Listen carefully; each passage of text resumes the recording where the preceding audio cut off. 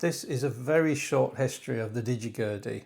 The original one was 3D printed. It took ages to print. It was the key box alone and it was just for my own use. It had a folding handle at one end that you would hold it with your right hand whilst playing it with the left, and it had a little OLED screen which turned out to work pretty well, and I've kept that even as far as the current versions. Code version 1. You can see it's all hand wired, there's no printed circuit board inside, and this was actually featured in Prog Rock magazine as my claim to fame. I then started using alloy extrusions from cabinetry in motorhomes to give a kind of better quality look, and laser cut wooden panel. The keys being held in by little rubber circles, and the on-off button was the gaming button on the end.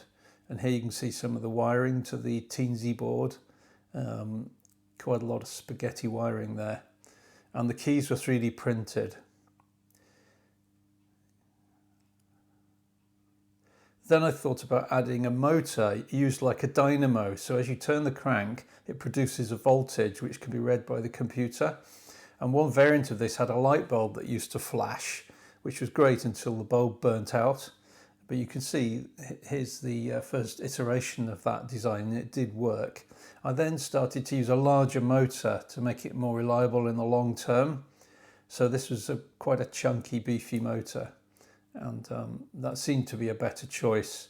And then I lengthened the case to incorporate that sort of formally into the design.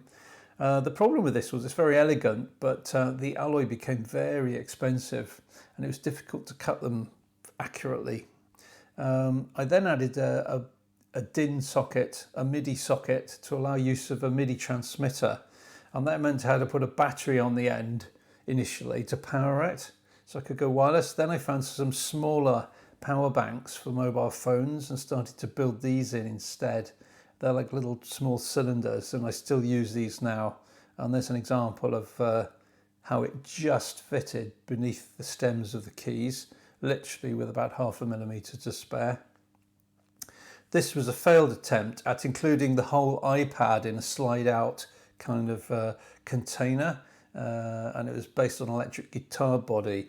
I also did a nano version, like the most compact form you could possibly put it into.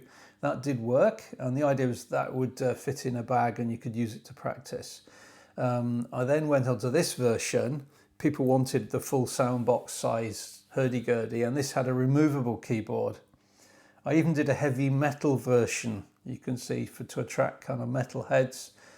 Same internals, different styling, quite cool. And this is the current version. It's got a slimmer soundbox, better crank, proper bearings in the knob, proper bearings in the crank, adjustable crank friction, same display, and of course not to forget the software. This is version 117.